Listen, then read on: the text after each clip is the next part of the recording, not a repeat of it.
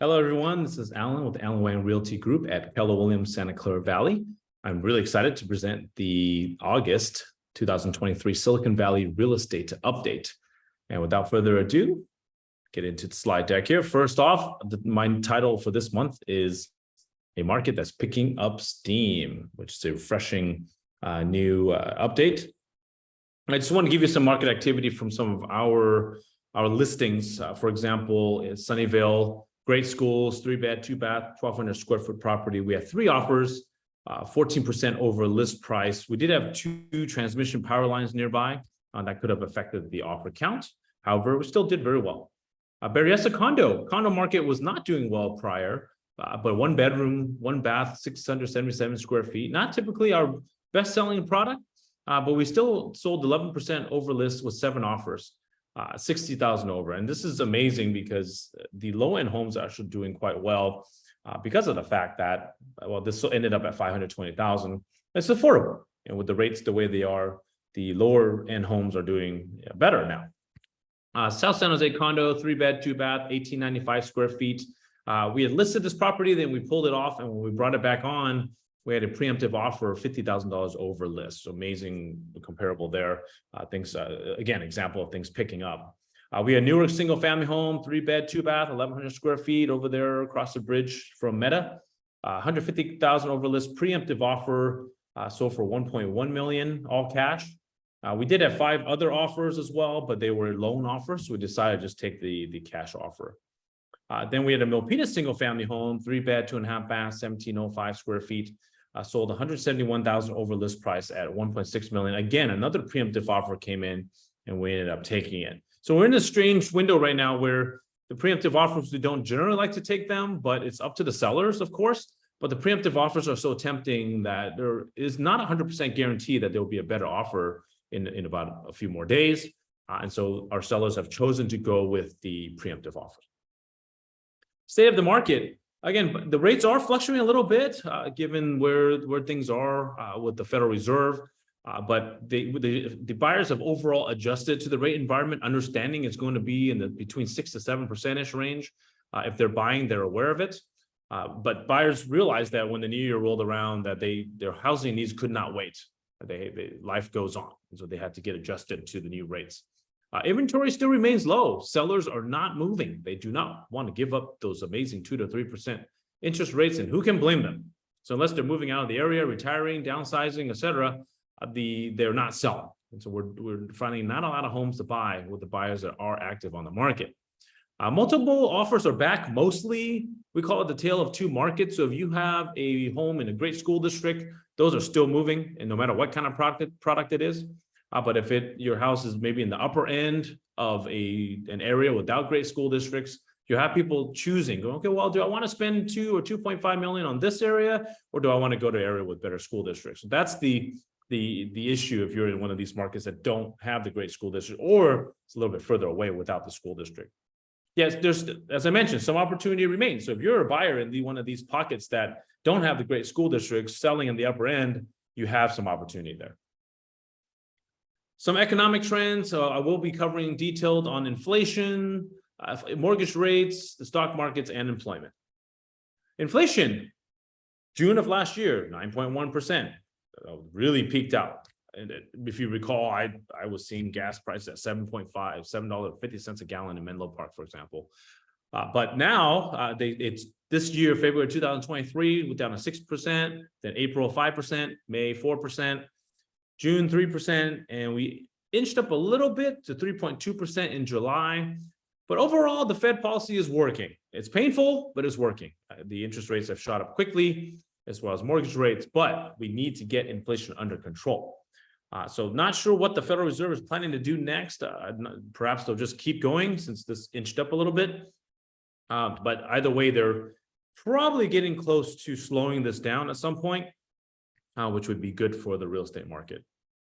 Now, I don't know if they're going to drop very quickly. They're either going to raise a little bit and just keep raising until we get it down to 2, or they're going to raise and hold for a little while to make sure that inflation is staying low. Because if they end up dropping rates, then immediately we may have inflation again. So we have to be careful with this approach. Rising rates, we're seeing rates well, this is a nationwide chart for conforming loans. But as you can see, the rates have jumped up from what we've been accustomed to, 2.875 to close to 7 if you're getting a conventional loan. In the local markets here, this is a Wells Fargo quote about a week ago, waiting for the new one to come out. But rates are hovering around 6.25. Perhaps they've inched up a little bit to 6.5 ish. But this is again where they've held the rates pretty steady this year in this range for a jumbo loan. NASDAQ, during COVID, the NASDAQ went up 21%. Then last year it dropped 33% with all the inflation rate hikes, et cetera. This year, the market's increased back about 28%. The market's been down a little bit this week. This was hovering around 30%. But again, that's still a net gain of 16%. And as a tech worker, you're probably excited to see your restricted stock or ESPP units and value climbing back up. And so that's probably helping bolster the residential market. That way that folks have an ability to put down payment into the properties they're trying to buy, especially now as rates are higher, they have to down more to make the payments work. Unemployment's hovering around 4.6. Again, during COVID hit 16%. Now we're back to a healthy 4.6%, which is good for the state of California. Employment is actually doing pretty well. Next question, of course, you'll have, well, what about all the layoffs, Alan? True, layoffs have been happening. And definitely they love to lay off in November, December, but in January, there was a big chunk that happened this year and they continue laying off. But it's definitely slowing down. There's an article today in the Insider mentioning that companies are starting to hire again. And a lot of hiring has been happening around AI, artificial intelligence. Everybody's trying to double down in that sector now. That's the new buzzword in the tech industry. So hiring is starting up again. So perhaps we have some good news to close out 2023 on the hiring front. But hopefully the layoffs will slow down. We'll see in December and November, December if there's any more layoffs. But I'm hoping they cut deep and we'll be getting back into a hiring at some point, at least into 2024. So it seems like the bad news is behind us on this front.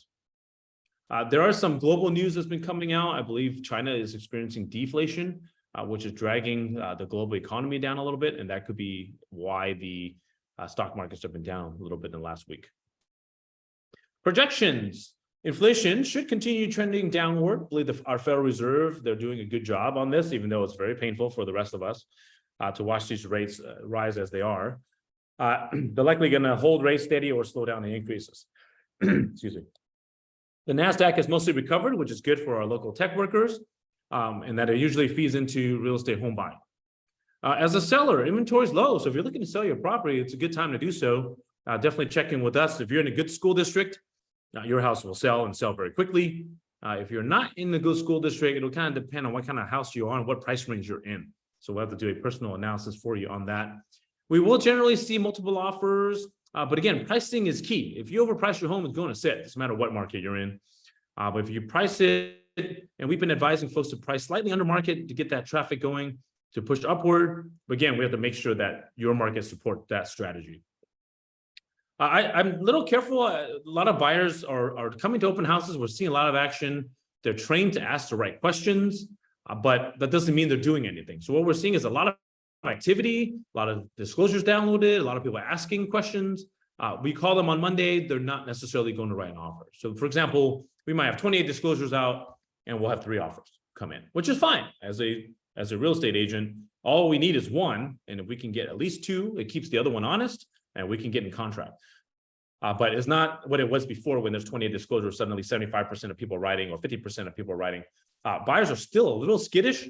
They're definitely looking and they're interested and they want to do something, but they're not all wanting to jump in and compete with each other. So there still see a little bit of hesitation there on that front. And we're also seeing a lot of cash offers, by the way, probably because of our NASDAQ doing well. People are seeing a lot of more cash on that front. So just be aware of that as sellers. It's not a slam dunk market where a guarantee strategy. Everything's a little different and we have to be careful about what we do.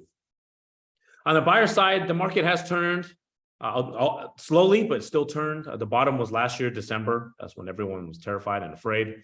We're recovering from the bottom. So you are catching the market on the way up, but every sale is slowly pushing the other one, is what we're noticing.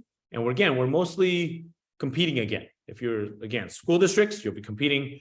Non-school districts, upper end, you might have an opportunity. And if it's lower end, no school districts, you might be fighting as well. And in the middle, it just depends. So just be aware of what you're doing. I think a personal consultation session with us would be the right way. We'll come up with a plan that fits you and your family. Again, Alan Wang with Alan Wang Realty Group with your August 2023 update. We're really excited to help you and your family with your real estate needs. We've been doing this for 20 years now. Our customers are become our family, our real estate family, and we welcome you to give us a call and let's have a talk about your specific real estate situation. So give me a call or text 408-313-4352. You can email me at alan@alanwangrealty.com, reachable any of these ways, and happy to set up a real estate consultation for you and your family. Well, wishing you an amazing day, and thank you so much for joining us. All right, talk to you later. Bye-bye now.